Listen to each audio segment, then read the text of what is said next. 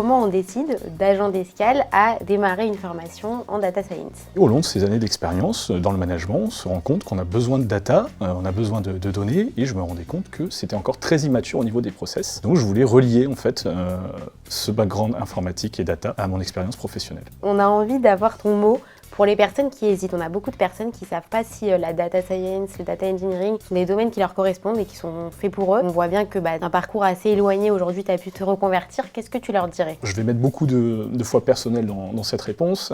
J'étais dans un CDI avec un statut, donc c'est une position qui est assez confortable. Et je fais partie de ces gens qui se posent des questions, qui se disent j'aimerais bien faire ça, je voudrais faire ça, mais j'ai la boule au ventre parce que j'ai une situation et je vais me retrouver dans une situation plus inconfortable. Donc ces personnes-là, si elles hésitent, je leur dis renseignez-vous bien. Si vous sentez que c'est ça, utilisez cette peur, cette crainte comme moteur pour vous lancer et puis aller jusqu'au bout, plutôt que comme frein. C'est la question de la fin. Est-ce que tu aurais un mot pour résumer cette expérience? Fabuleux, c'est le mot. Fabuleux parce que j'ai eu d'excellents contacts, c'est une excellente expérience, c'est beaucoup d'apprentissage, il y a beaucoup d'investissement personnel aussi, mais on ne se sent pas seul dans cette formation. Donc merci, puis c'est fabuleux. Merci à toi pour ce beau témoignage.